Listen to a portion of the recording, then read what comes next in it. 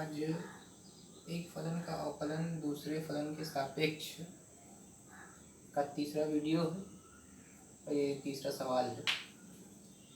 इस सवाल में कह रहे हैं कि tan इनवर्स 2x अपान 1 माइनस एक्स स्क्वायर को cos inverse 1 minus X square upon 1 plus x square के सापेक्ष अवकलन करना है। तीसरा सवाल है, थोड़ा प्रैक्टिस हो चुकी है, समझ रहे हो। पहले बता चुके हैं, जो पहला फलन होता है उसको y1 के बराबर मानते हैं और जो दूसरा फलन होता है उसको y2 के बराबर मानते हैं। और अगर इसको y1 के बराबर मान लिया जाए तो y1 is equal to tan inverse 2x अपान 1 माइनस एक्स स्क्वायर। इसको x के रिस्पेक्ट में डिफ्रेंशिएट करेंगे, लेकिन डिफ्रेंशिएट करने का तरीका शॉर्टकट तरीका अपनाते हैं। पहले बता चुके हैं कि सवाल देखकर ही पहचाना करो कि कैसे डिफ्रेंशिएट कर सकते हैं। यहाँ पर 2x अपान 1 माइनस एक्स स्क्वायर आ रहा है।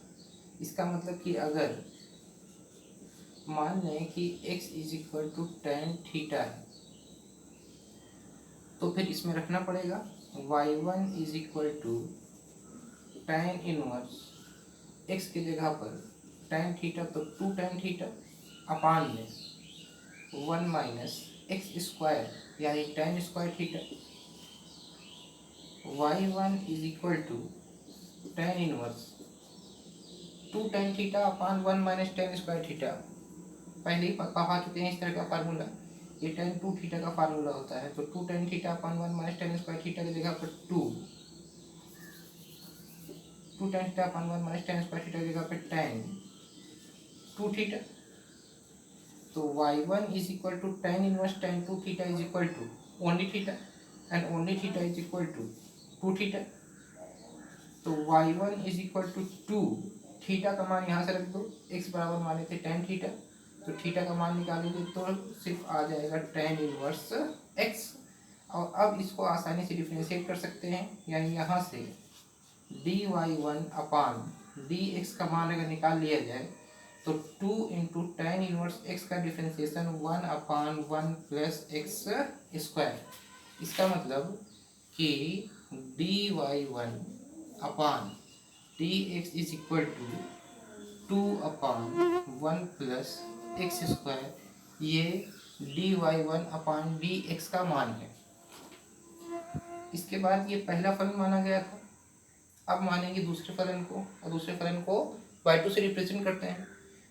तो y2 is equal to cos inverse 1 minus X square upon 1 plus x square. इसको भी डिफ्रेंशिएट करना है। डिफ्रेंशिएट करने के कई तरीके हो सकते हैं, लेकिन आसान तरीका कि सवाल को पहचान के मान लिया जाए। माइनस एक्स स्क्वायर और नीचे प्लस एक्स स्क्वायर होता है, कास के साथ हमेशा माना जाता है। बता चुके हैं पहले ही कि मान लेंगे कि x इज इक्वल टू फिर से कितना है tan 5 है, मान लो आपकी बात। तो y2 is equal to cos inverse 1 minus X के जगह पर tan 5 रखेंगे तो tan square 5 upon 1 plus X के जगह पर tan स्क्वायर 5 हो जाएगा। y2 is equal to cos inverse 1 minus tan square 5 upon 1 plus tan square 5। फिर से कास 2 थीटा का सूत्र हो जाएगा, कास 2 थीटा, कास 2 थीटा की जगह पर 5 है तो ये कास 2 5 हो गया। y2 is equal to cos inverse cos 2 5 sorry cos inverse cos 2 theta is equal to only theta, इसलिए cos inverse cos 2 5 is equal to only 2 5 हो गए। तो y2 is equal to 2 into 5 का मान यहाँ से निकाल लो जहाँ से माने थे, x is equal to tan 5, तो 5 का मान निकालेंगे तो फिर से tan इनवर्स x हो जाएगा। फिर से डिफ्रेंशिएट कर दो x के रिस्पेक्ट में, तो dy2 upon dx is equal to 2 into tan inverse x का differentiation 1 upon 1 plus x square. इसका मतलब dy2 upon dx is equal to 2 upon 1 plus x square. D Y one upon D x का मान निकाल चुके हैं, D Y two upon D x का मान निकाल चुके हैं। अब हमको चाहिए D Y by D X की वैल्यू। तो पहले वीडियो में d Y by D x का फार्मूला लिखा चुके हैं, D Y by D x is equal to d Y one upon D x upon d Y two upon D x.